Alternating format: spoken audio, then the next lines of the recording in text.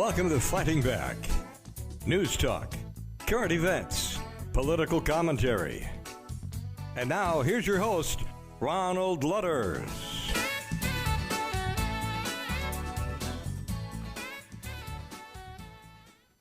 Well, welcome to the show tonight, ladies and gentlemen. This is Ron Lutters, and I'm here with my favorite Ray Michaels. Hello. Is there another Ray Michaels that may Well, there not was be a your plural favorite? on your name. I've got chewed out that I said You Ray thought- Michael the other night. You thought that there was two of me? Well, anybody with two first names, I'm always suspect of. Yeah, we all are. And, that's just the way it goes. And guess who we have tonight coming back from a long vacation? We It wasn't have a missed vacation. him terribly, that's for sure. We have. And it's Our special correspondent. Yes, and his name is Mr. Josh Bernstein. Welcome to the show, Josh. From Josh Bernstein Uncensored.com. Okay, and we need to switch over there. We've got him on a Zoom call. There he Great is. to be back on the program with you. Hey, your hair's looking good. You let it grow out while you were gone. Nice job. At any rate, we sure missed you. Tell us what's going on, and I know there's so much going on. They did capture the black racist who shot up a bunch of people. Tell us about that. Yeah, look, this was a radical extremist individual whose social media was riddled with anti-white hatred, support for CRT, support for black liberation, and just, someone that was on the FBI's most, not necessarily most wanted list, but on their most, radar list, basically, up until 2019. But of course, they were too busy, plotting some type of weird kidnapping scam with Governor Hitler, as I like to call her, Whitmer in in Michigan. And, they took the eye off the real criminals. Instead, they were trying to create criminals to try to steal a state like Michigan, which, of course, it worked because of the voter fraud. And they took the eye off the ball once again. The amount of people that they have completely missed is staggering. You had the Pulse nightclub many years ago. They got their eye off of that person. And it's truly a dragnet type situation with our intel community. Well, Josh, I heard that some of these kidnappers, quote unquote, actually went to court and tell us what the verdict was. None of them were guilty. None of them were guilty because Surprise, clearly surprise. This was a complete setup.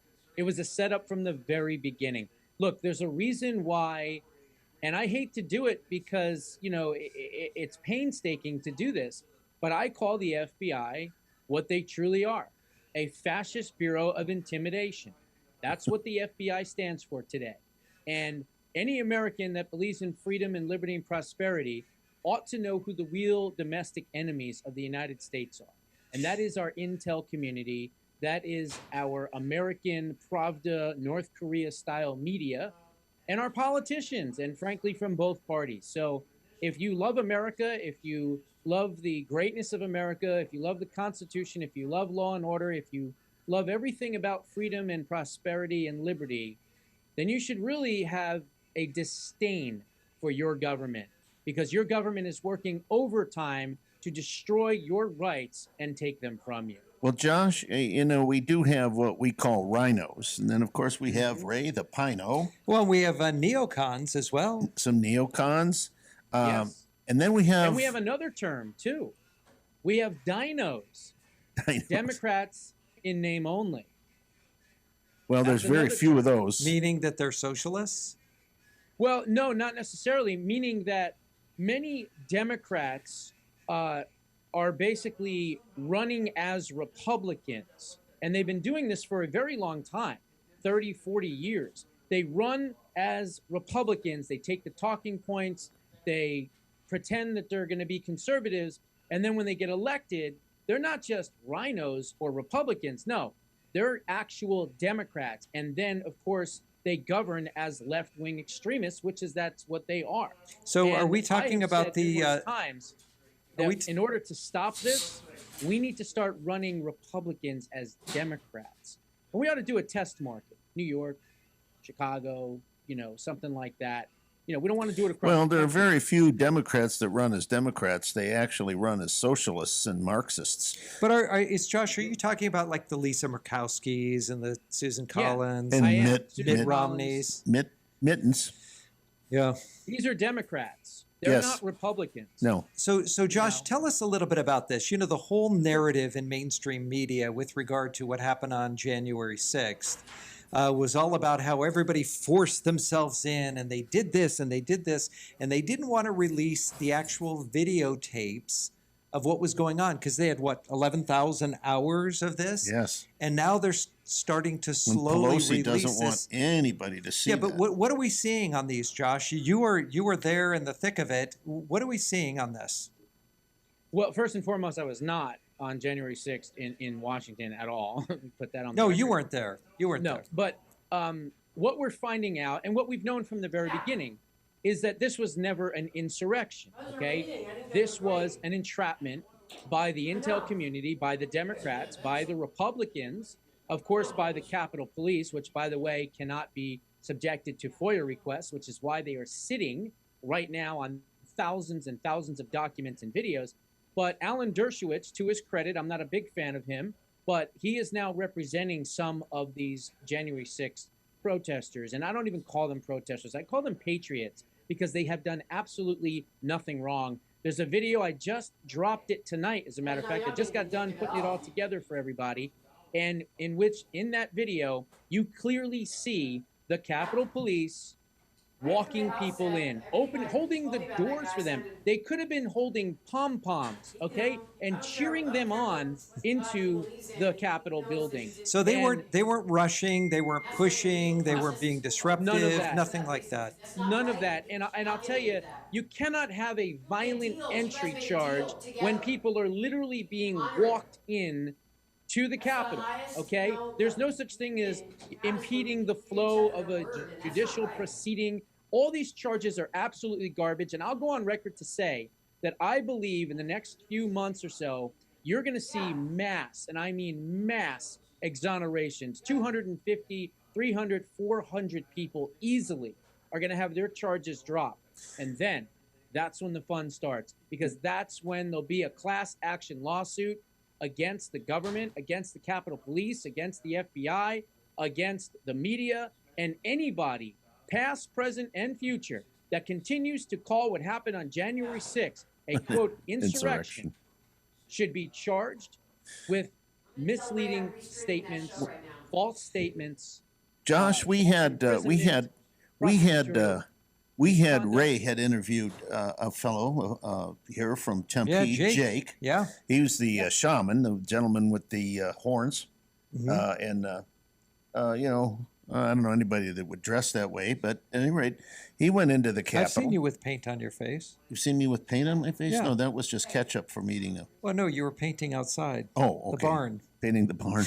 Okay, but at any rate, this gentleman actually went into the Capitol. He was invited in, Ray, as you know. He said a prayer. And he was asked if he standing there. could He say a said, prayer before we the need a moment of dais. silence. You've seen this footage, Josh. Lots of people have seen this. And even the guards had bowed their heads as he said the prayer for the nation and for the Congress. Yeah. Amazing. And that's an Again, insurrection. And that was an There was no- insurrection? Wow. There was no violence. There was no violent entry. The only people that were violent were the people that were entrapping the peaceful people that were told to walk in to that entrapment. Or the trap, 'cause plants. That's what it was. Or the plants that were government agents or The working on Antifa. behalf. BLM. Well, the breaking news just broke a few moments ago. I was looking just before we went on the air, and Josh, you may not even be aware of this. The federal government now has at least admitted that there were 20 of their assets on the ground. Now, it didn't go into what they were doing on the ground, but it kind of sounds like maybe they were inciting a riot. They're trying to. Interesting. You know, I'm there was well more than 20. I'm Well, curious, would they be able to, all the people that were wrongly arrested and been held hostage in these places that even congressmen and senators can't get into and see the conditions, could they have a class action lawsuit against the federal government? Absolutely. Yeah. Absolutely. And I believe the lawyers are going to start lining up, because what's happening is this entire lie, which is what it was, is starting to unravel, because what's happening is now some of these January 6th patriots, not protesters, patriots, are now getting help, legal help, from lots of excellent legal minds. And the legal minds are saying, look, enough is enough. We're going to get to the bottom of this. We're going to subpoena this information. We're going to get these videos. We're going to prove and show. And one of the things that's happening right now, and I've mentioned this before, the Capitol Police do not have to abide by FOIA requests. Okay, they're one of the only, they're not even a branch of government, but they're only one of the only entities of our government that does not have to answer to FOIA requests. That's a problem. And So how did we get to that, Josh? How did we get to that? Immediately introduce legislation to change that. Yes. So who authorized this? Was it Congress that authorized that they don't have to abide by that FOIA request? I believe it was. Yeah. All right. And by the way, who do the Capitol Police report to? Does anybody know, Josh? The Capitol Police basically report to Congress for all intents And who's the purposes. boss over them? Nancy Pelosi. Yeah. Oh, the Speaker of the Nancy House. Pelosi. How interesting. Was she related to Bella Lugosi? Bela Lugosi. Yes, absolutely.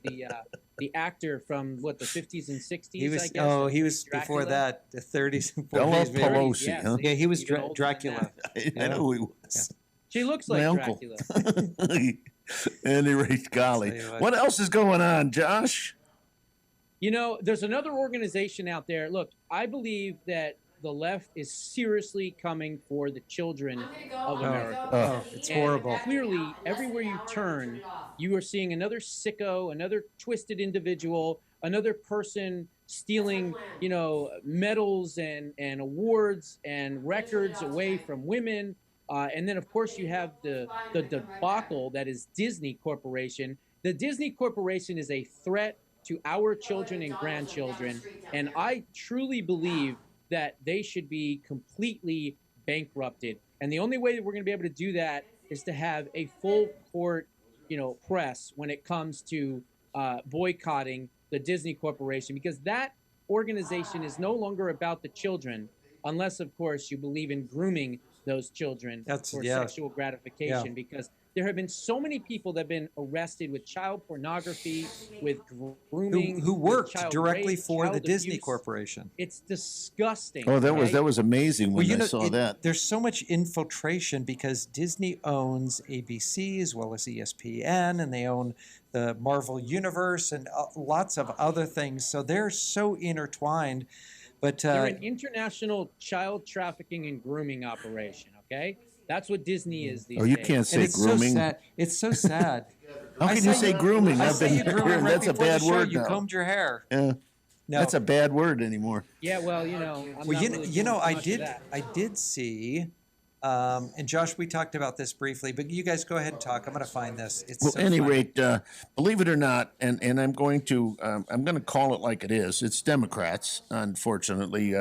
As a political party, and I don't know how anybody can remain a Democrat anymore.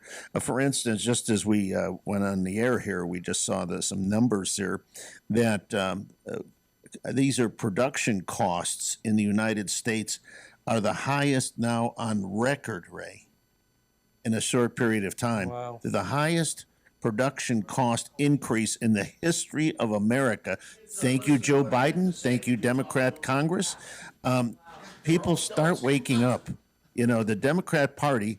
I'm really hopeful that the Democrat Party loses so badly that they cease to exist. They're just nothing Exactly. but I believe they're a leftists. terrorist organization. They're a leftist, and you know, they're domestic terrorists, Josh. They are. You know, and they are. keep They're saying, enemies of the state. That's what they are. Because if you think about it, how can you not call yourself a terrorist if you want to kill babies up to 28 days after they've been born? And one law in California wanted to not even have a time frame in there and basically kill babies up to 2 years old. Oh, boy. That's a terrorist organization for you. Any organization that wants to fight a law that tries to keep children safe from being groomed by sickos and then goes out and fights against it, I'm sorry. That's a terrorist organization. well, Josh, And All right, so let me. While we're talking about this, this was so funny. This was Allie Beth Stuckey, who is a conservative commentator. Yeah, I know and who she is. and Josh, we talked a little bit about this, but I think this is so funny. So listen to these words that she said. I'm quoting her, giving her full credit. It's not enough to be not a groomer. One must be actively anti-grooming. Those who defend themselves against accusations of grooming are simply expressing groomer fragility. They harbor secret groomer traits and must be shown the ways they've benefited from systematic grooming. Get educated on this, but also don't make those of us doing this work expend any more energy than we have to by teaching you. Resources on this stuff abound. I recommend starting with the brave. Anyway, she goes on. She just goes on and on and on. But look her up, Ali Beth Stuckey. Look her up. I love that grooming fragility. If you're not actively anti-grooming, she's just using the same. I've known her for years. Even when I was back on Facebook, many moons ago, 2013, 14. She was a fan of the show then. We corresponded a little bit just through Facebook and stuff. So, yeah, another great patriot. Look, there's a lot of great patriots out there that are continuing to fight each and every day, and God bless them. Here's one last thing that she said. We must recognize the role of toxic matriarchy that is played in upholding systematic grooming. Looks like she's using a lot of the same words, but to the grooming side, which I think right. Was well, brilliant. The left likes to use the word fragility, right, all the time. Yeah. And so, and if you're not actively doing something, you're supporting it.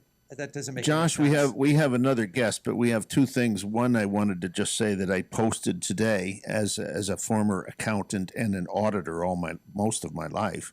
I posted something, Ray, and I said essentially,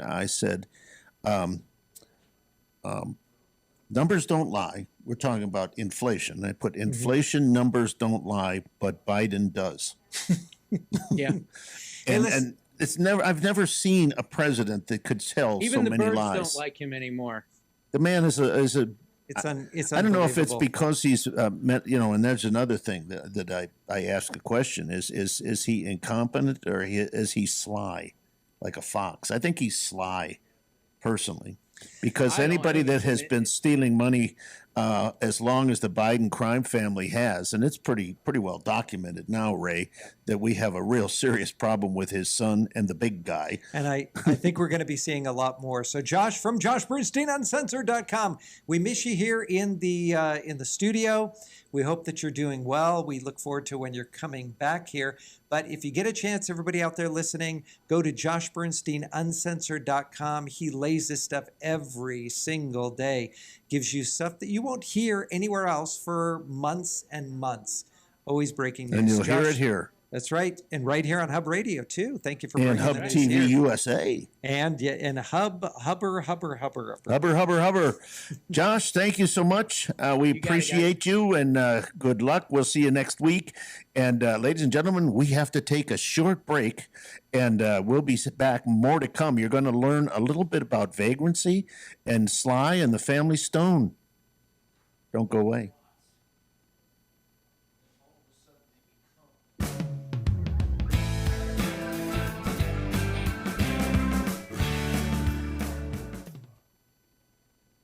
Well, welcome back to Fighting Back. We are really excited here, Mr. Ray Michaels and me, because we have a gentleman here that I have listened to for a long time on the radio, and that's Sam Stone. And Sam has been a cornerstone in city politics. Absolutely. And he's a talk show host as well on radio. And Sam, I want you to talk because I always think that anybody that's in radio needs to talk. So tell us where you came. He had a great job, by the way. You're not giving him a chance to talk.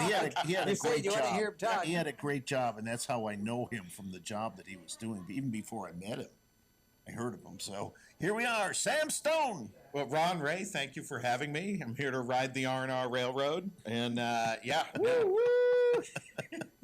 straight into the West and out of the liberal nightmare that I was born in Boston. Oh boy! But you escaped. Yeah, I escaped. Thank goodness, Did you escaped turn early. out the lights when you left? Apparently. Now, did you wait for the big dig to start or finish before you left? Well, no, I think I missed out because in the big dig you had, I think it was $3 billion that went entirely unaccounted for, and I should have gotten my piece of that money. I felt like everyone else got theirs. Where'd it go? Come It just on. poof, it went away. Well, so all the organized crime figures disappeared at the same time. I'm sure that had no coincidences.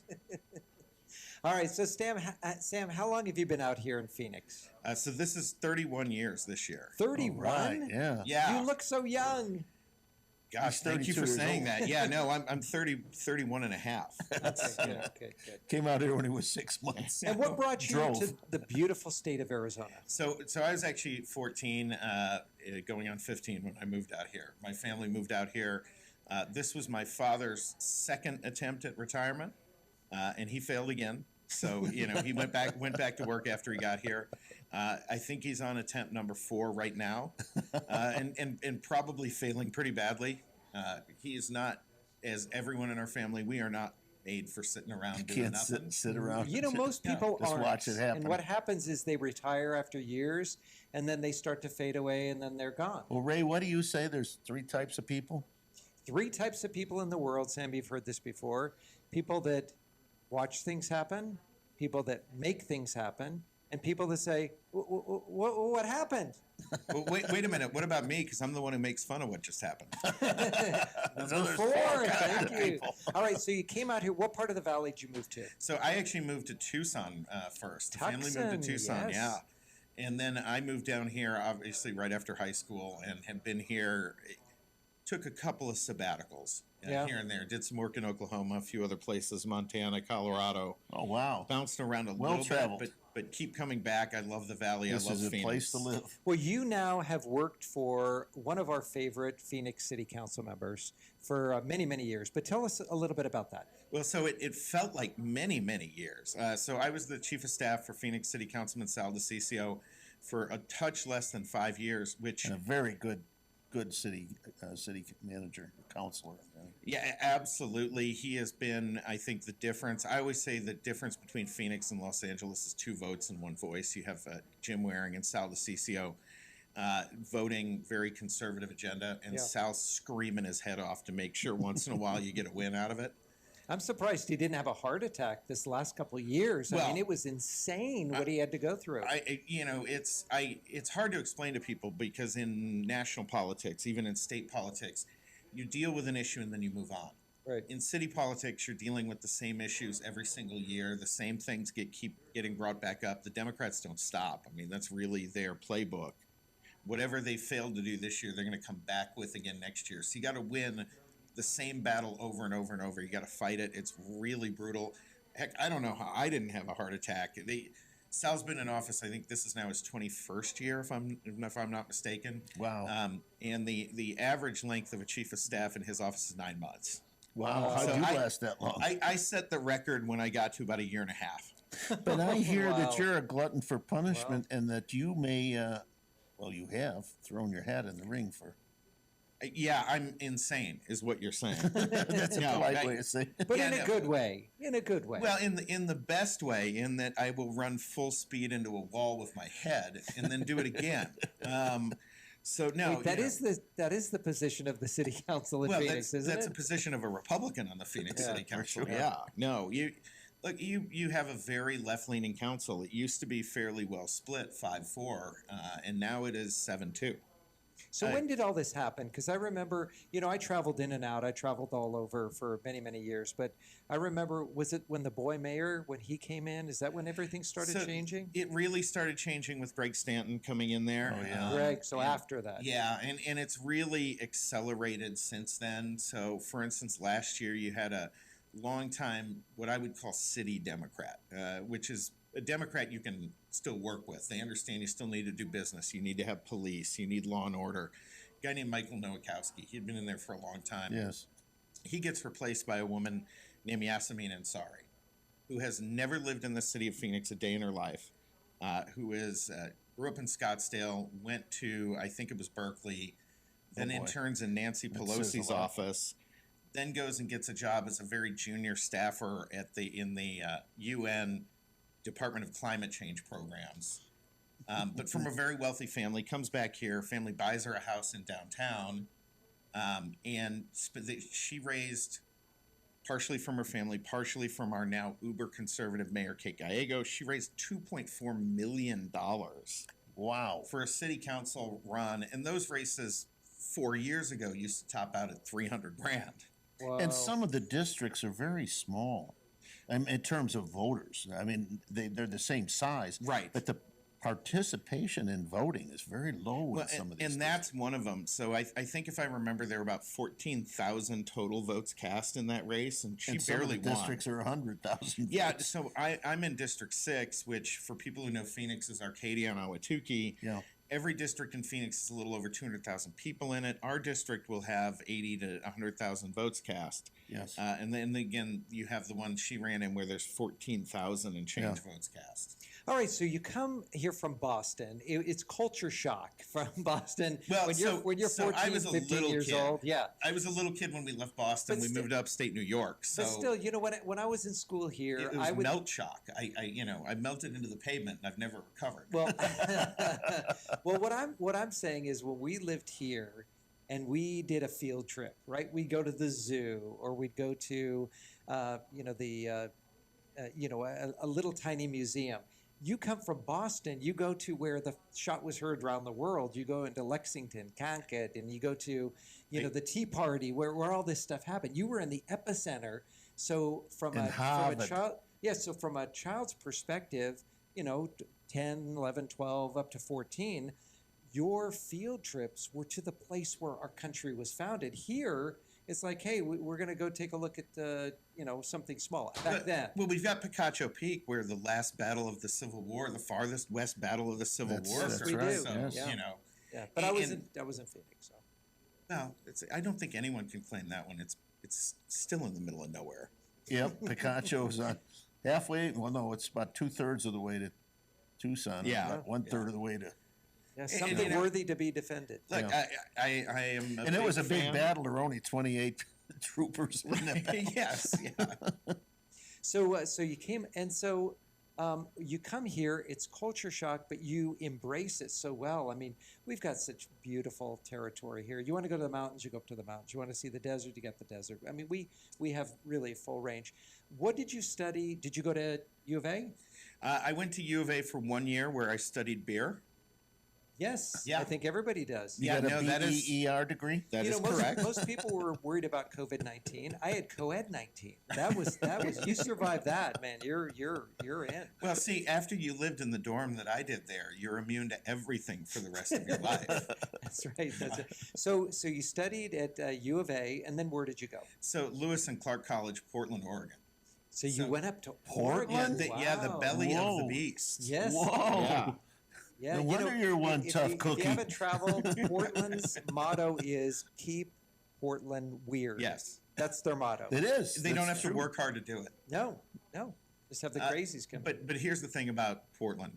A lot like here, there's everything in terms of the outdoors. There's everything right there. So I'm a big skier. I grew up once when I was 6. We moved to upstate New York, and I started skiing, kind of every day throughout the winter.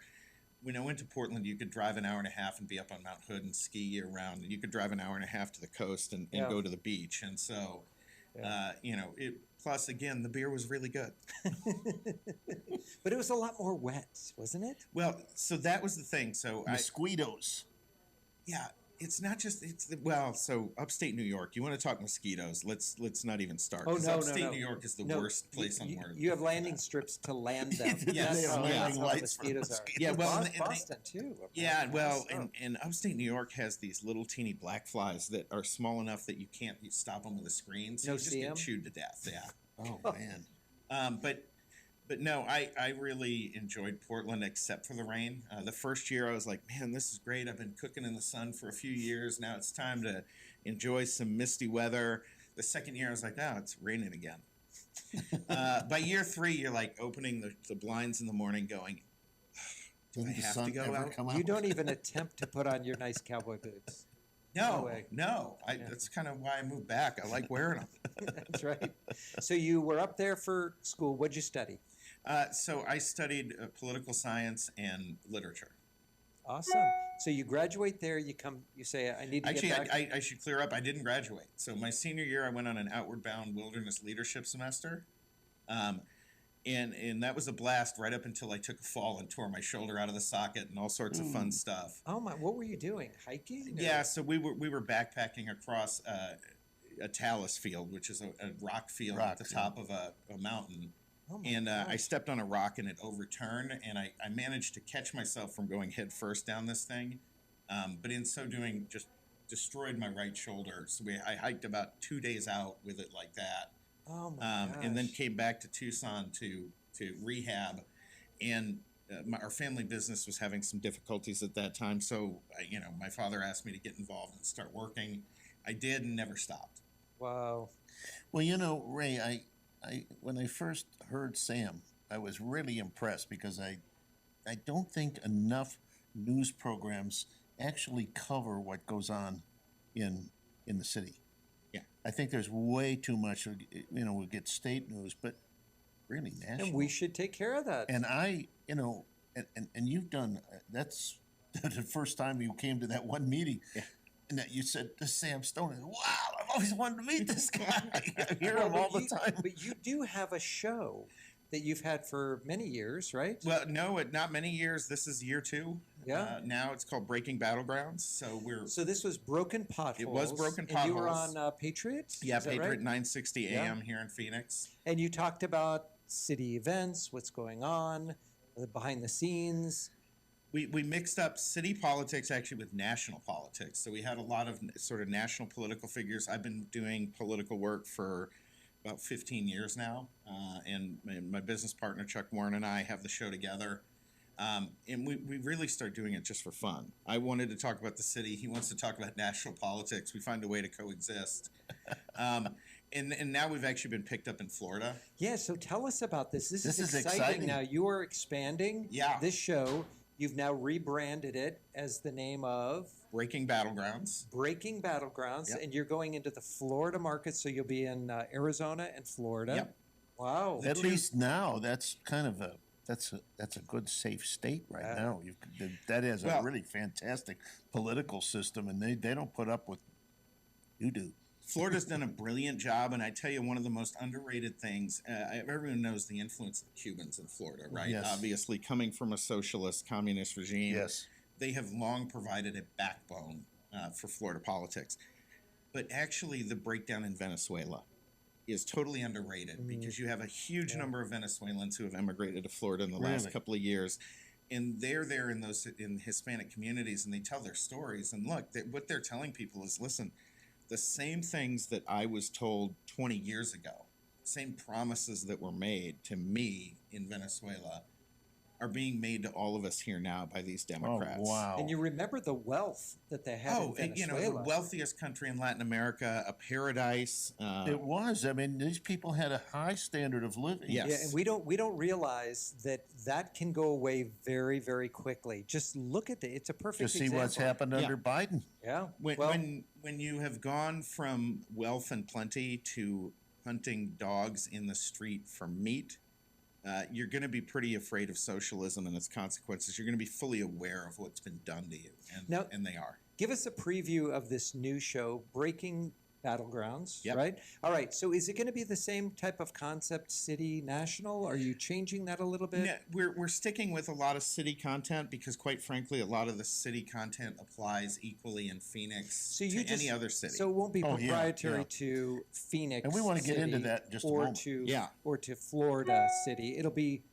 nationwide city. Yeah, we talk about issues. Often they're centric to Phoenix or to Florida, to Tampa, to some of the other areas there. But at the same time, the policies of the left are the same in New York City, in Los Angeles, San Francisco, Seattle, Portland, as they are being brought into Phoenix and other cities in red states. Right. And so Haven't we learned?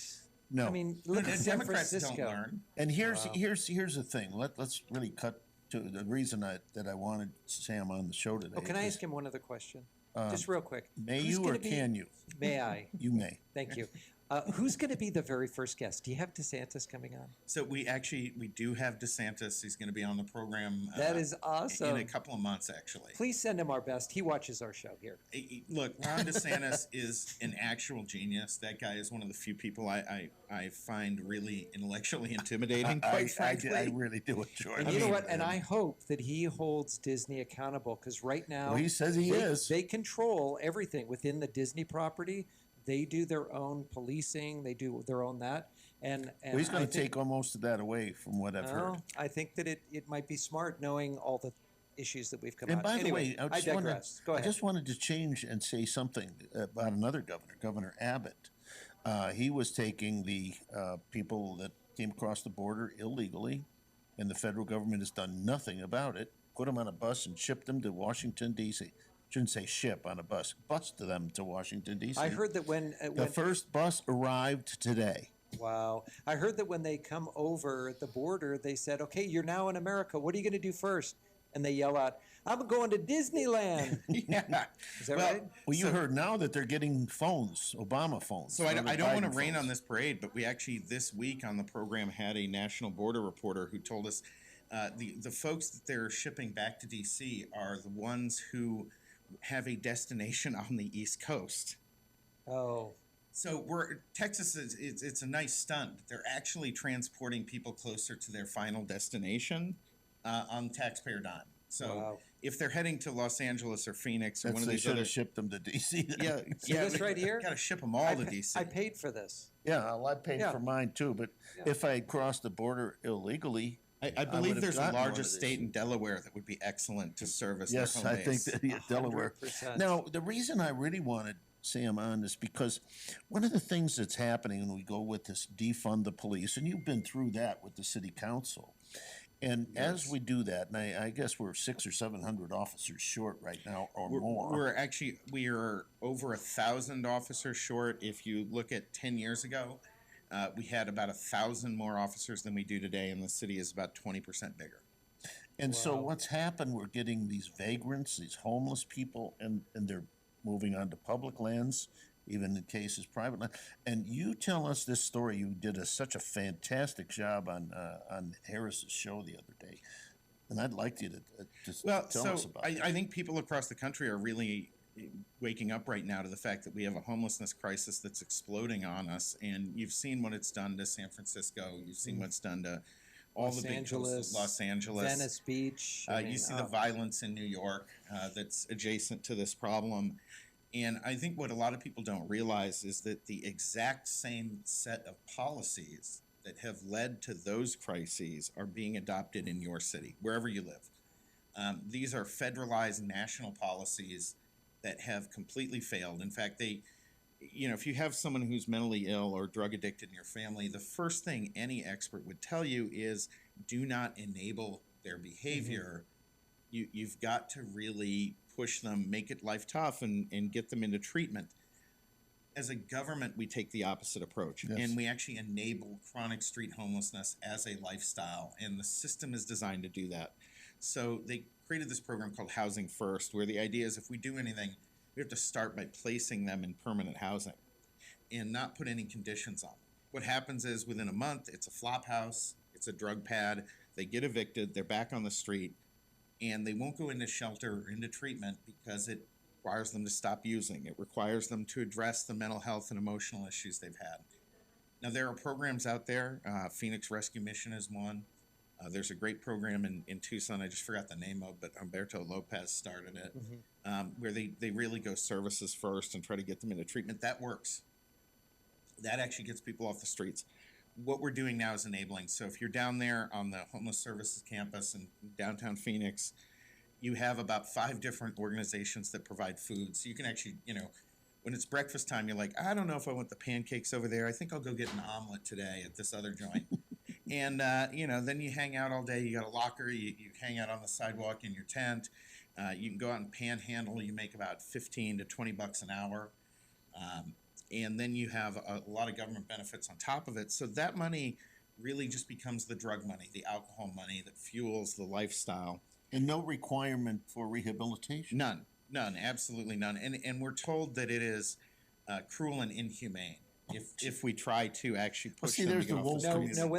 You're When you woke, say right? they, Yeah. Oh, when you goodness. say they say it, you said that this comes from a federal type of Yeah, position. so Housing First is actually a federal policy. All right. So, but where's our state sovereignty and our state saying, I drive down the street and I'll see people panhandling on every four corners, and I said, I'm just trying to get to my work. Well, I'm trying to drive from here to there. We've sold it. Right? We sold our sovereignty, and every other state has too, and that's the problem. So Arizona's running something like a $4 to $5 billion surplus in our budget this year, right? But because we get some money from the federal government for these programs, we have to do it their way. So Why that's do what we happens. accept that money? No, we shouldn't. Or we should tell them, look, we're going to take your money and we're going to do it our way, and then you can sue us to try to get it back. Well, yeah. I mean, if they give you the money, can they say you can only spend it for, if I go to the churches or an organization, the Salvation Army, and I say I want to donate $500, but it has to go only to this, what would that organization tell me?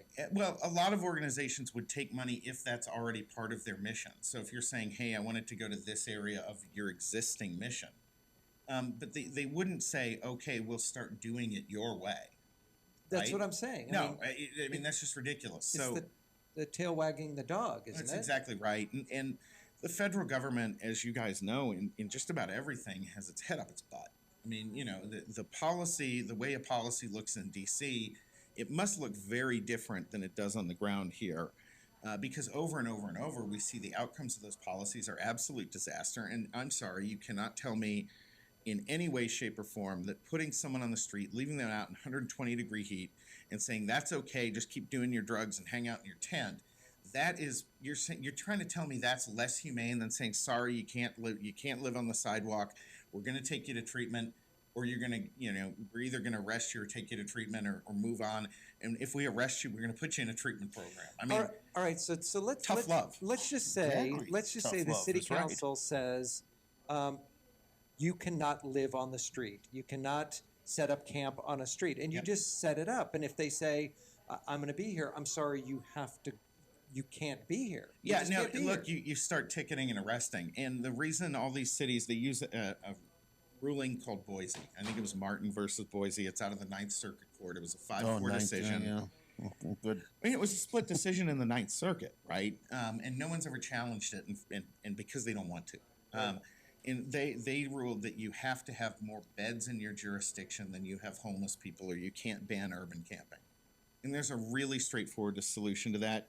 You build a big, giant U.S. Army surplus tent city, and now you have enough beds. Joe Arpaio had it right. Huh? Yeah, no, look, I mean, if it's good enough for our soldiers, it's good enough for a You homeless bet it person. is. You know what? person. Amen You bet to it is. that. Thank you, I've Sam. always said that what people get if they've committed crimes against the country, the best that they get is what our soldiers have to go through. If they're eating rations, then that's what they do in prison. Yeah. If they live in tents, then they have to live in tents in prison. If they, have to Well, go I'm and afraid work to ask what an MRE costs the federal government because they pay too much for everything. But I get what you're going with. No, this. surplus. Yeah. Surplus. You don't buy any new stuff. No. No new stuff. But I think what a great idea. World War because II we have, surplus. We have, we have a That'll work. tremendous, and you know what? We should take some of the BLM land, right? Because this is a federal Yes. thing. Take some of the BLM, set up a tent city, and if you don't want to be here, then we take you and we put you over there. But to be there, you have to be productive. You have to do something. Well, I'm a big believer in workfare, not welfare. I mean, I think Absolutely. if we're taking care of somebody, we should get Well, something. And in this case, we should get them in a treatment program and have them work it. Just before World War II, we had the humongous, the Great Depression.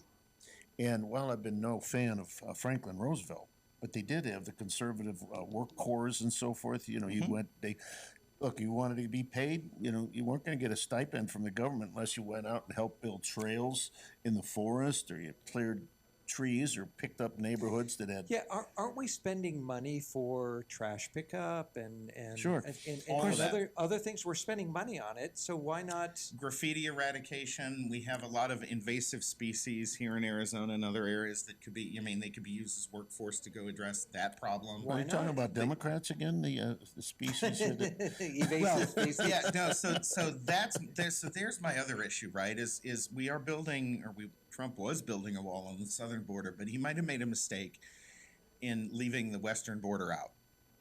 I think that's where we need the wall right now because we are being invaded. Just past Yuma. Yeah, just past Yuma. from Yuma all the way to Nevada. Yeah, exactly. And check them when they're coming near from Nevada. Laughlin. They're a little suspicious. But at any rate, you would ask the question and presented it, and this just freaks me out that people are actually in the downtown areas, Ray. They're moving into the alleyways. I mean, here's your home, here's your backyard, and then just over the fence, there's tents. They're setting up camp. There's tents and an impromptu latrine. And that latrine might actually end Just up the other being side of your your backyard. fence. Isn't it more humane to let somebody completely destroy their life, live out when it's too cold or too hot, to be using nature's facilities and just there on the street, leaving a drug paraphernalia everywhere? Isn't that more adult abuse than to have something that you're bringing to the table I now? think so, absolutely. I mean, I think, look, it's one of the very few things I actually think Reagan made a big mistake on when he emptied out Yeah. The mental the mental institutions. And, we have never then built the capacity to treat those people in the way we need to. And we need to do that. And So the drug treatment we need also. What's happening at 24th Street in Van Buren now? What is that? What's that facility? So there are facilities that do the treatment like that one, but what you have in a lot of places at 24th Street in Van Buren, you basically have an empty hospital. Why is that? Because they didn't have enough business, so they moved out and left a Didn't have beautiful enough hospital building. So can't we use? Yeah, that was actually my plan 2 years ago, and it's still my plan, assuming no one's bought it. And is look. It might cost $30 million. That's the number I was told to buy the facility, but it's a perfectly functional hospital. We could use that for. Well, who's paying the taxes on it right now? The hospital system still owns the property, but they have it up for sale, and they're looking at redeveloping it. It's going to either end up as a bunch of high-end housing, or it's going to end up serving the broader community as a I think treatment facility. that's a great. I mean, it's a great place to serve the community. Yeah. It's right there. I'll tell you a funny story, Ron. When I was little, probably 5, 6, 7, 8 years old, and my brothers, and we'd be home with my mom, and we'd be 3 boys, 1 girl. We're causing a lot of problem. And my mom would come up, "You kids are driving me to 24th Street in Van Buren." And we said, "But Mom, we can't even drive." We had no idea what she was saying. Yeah. But that's kind of funny. All right, so Sam, you are now running for city council for Sal's seat. Yeah, Sal is termed out, So you've been behind the scenes for almost 5 years. Yeah. What are the key points that you want to bring to the table for that position? Well, so a lot of it comes down to things like this. I mean, we just need to change our approach. Homelessness. Yeah. One of the Border security. border security, yes, although it's a city, so we don't have a whole lot of say in that. But can you, as a city, say, you're not bringing anybody into our city? No. Okay. That there's a state possible. You can do that as a state. You can't do that as a city. Okay. So we don't have that level of jurisdiction. So maybe Police, we'll have fire. a good, solid Republican Police is number legislature. one. I mean, first we have to stop banging our police down, and we have to build them up, and we have to increase pay and benefits. We're gonna have to do a lot.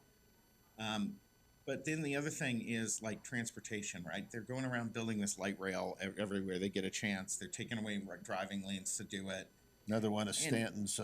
Yeah, it's costing us over $300 million a mile to build, and every single person that gets on it, we subsidize their ticket by about $14. So this is, again, what I don't Unbelievable. understand. When the whole BART system went up in San Francisco, kind of the Bay Area, aren't you just taking the worst of the worst from here and just giving them free transportation to affect other communities? Yeah, so the cops here call it the Shoplifters Express.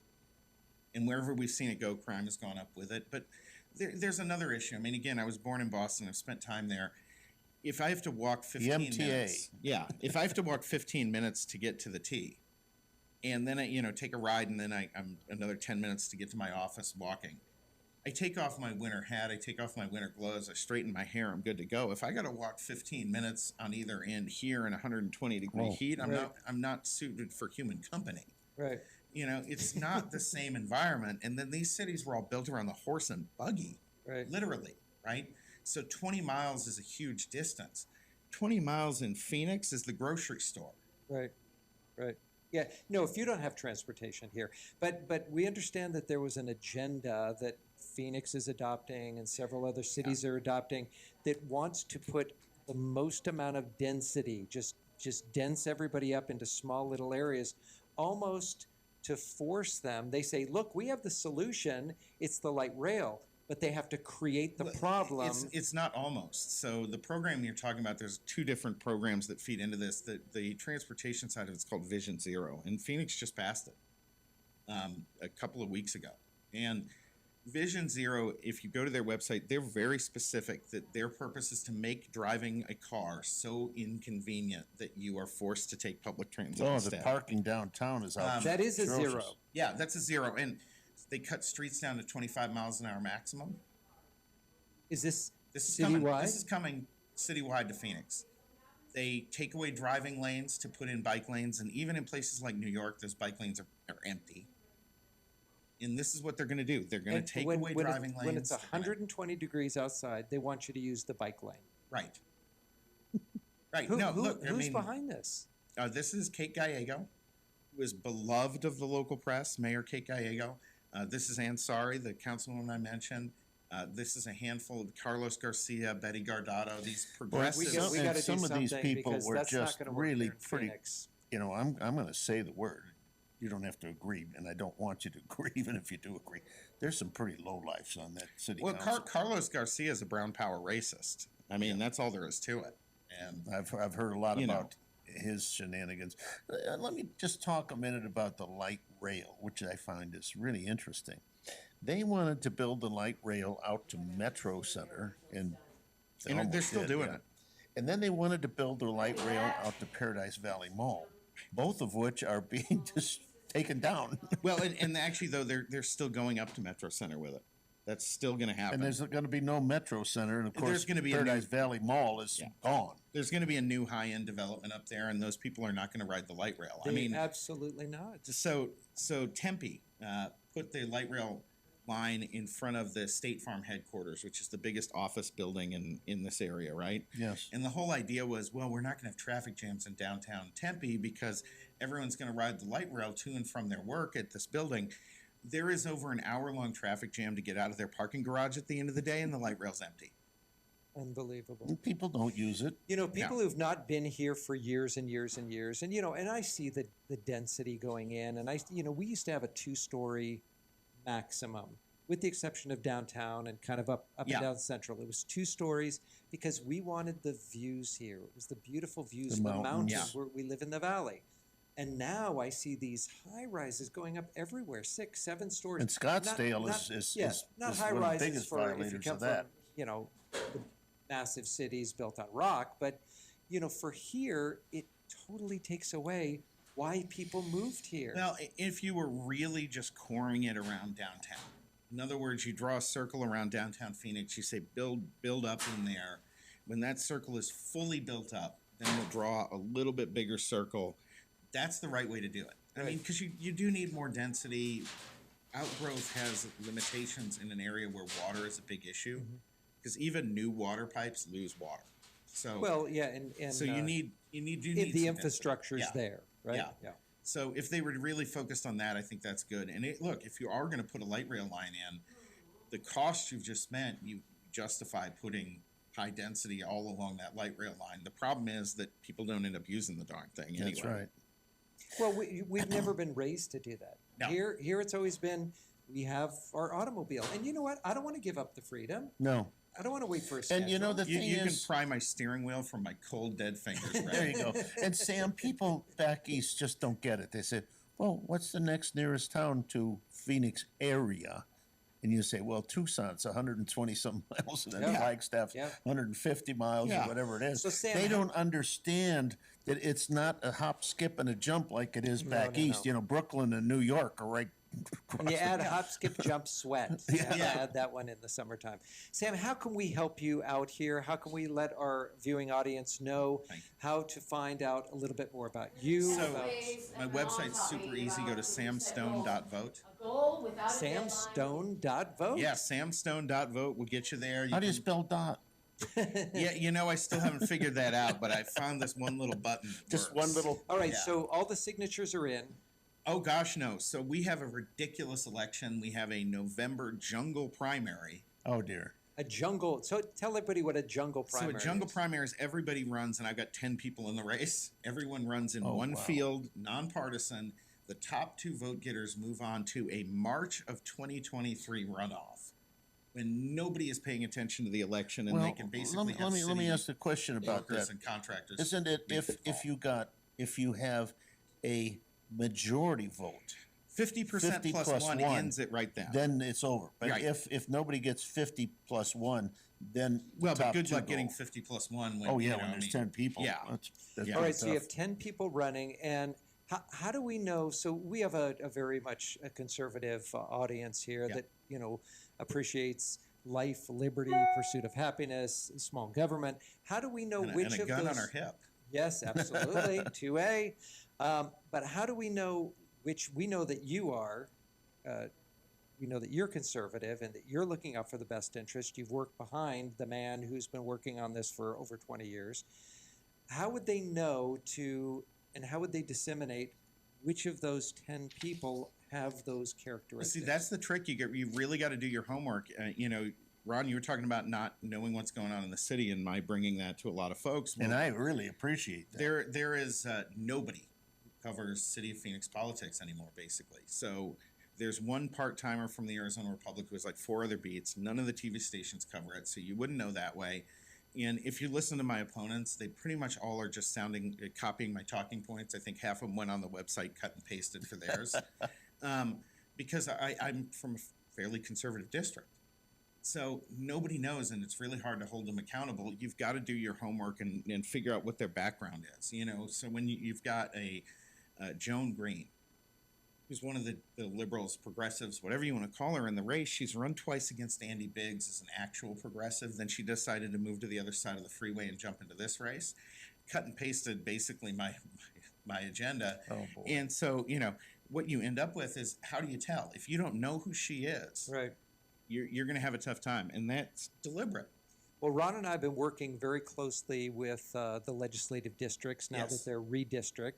And we want to get some activation going on from those LDs that they can take this information, give it to them. They can take it back to their communities, give it to them.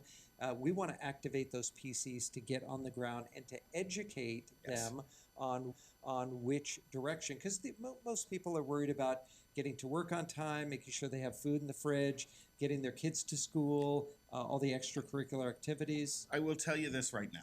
If all the Republicans out there who are going to vote for a Republican governor, a Republican U.S. senator this November got to the bottom of their ballot and voted for me, I would get that 50% plus one right then and there, and it'd be over. And that's Sam Sam, Stone. we've talked to people, and the thing is it's a nonpartisan election, which is a bunch of hooey. It is not Oh, there's no nonpartisan, such thing. but you know, Jim Wearing. Waring. Yeah. Years ago, I talked to him. We had he's my city councilman, Yeah. and a very good friend of mine. And a very good council member. And we've talked about it, as you probably remember. He ran as a Republican, And that's what I'm doing. and that's what I was going to say. I would run as a Republican. You know, we have somebody call in with a question. It said, what can the residents and voters do to help kick out some of those bad eggs that are just continually staying on the council? Well, remember that there's actually very few people who vote in these elections. So if you get out and talk to your neighbors, and if you talk to 3 neighbors and they each talk to 3 neighbors, and you spread it throughout a neighborhood, spread it throughout a district, it doesn't take that much. I mean, when you have Ansari who got in with less than 8,000 total votes. Less than 8,000 For total her, votes. yeah. I mean, wow. 14,000 votes in the race, less than 8,000 for her. And look, if you get out there and do this, she's done. So we need to activate the base. Carlos Garcia, who's the anti-cop guy on the council, he sits there at council meetings with an F the police T-shirt on, things like that. That's what he does? Yeah. How disrespectful. And he trashes them at every opportunity. If you actually just went out and took him from those council meetings, put him on an iPad, and walked door to door and said, this is your current council member, this is the other person you have to vote for, who are you voting for now? Wow. Put him in his own there's words. things that we can do here as well because we are local. Yeah. And we anticipate as we get ourselves really into we're wanting to do some new things as having goals with each of our shows and say this is what we hope to achieve on this show. Yeah. And we haven't done that yet, but I think we really need to. That the learning objective tonight is get rid of this councilman. He's bad for the city. Yeah. All right, give us the website one more time because I know everybody's going to be going over there. Read it, disseminate it, tell your friends, and let's activate the PCs, the base. Samstone.vote. And check out my platform. If you got issues, call me. I will talk to you personally. Ladies and gentlemen, hold on, one other thing. So your new radio show is going to be on Patriot? Patriot 960. 960, and what time? Saturdays at 3 p.m. 3 p.m. on Breaking Saturdays. Battleground, Saturdays, 3 p.m., 960 The Patriot. That's Tune good. in. Do you take phone calls as well? We don't. We actually record on Fridays. Okay. So All right. How do they get in touch with you personally? Is it through the website? You can through the website. If you're on Twitter, it's at Sam the Paul, Sam the P-O-L. I don't hide it. I'm in this business. It is what it is. Facebook, Sam Stone. You can find me real easily. Although my Facebook messages get buried, folks. So now, do you have to live in the district that you vote in? Right. But not for me to talk to you because I like people.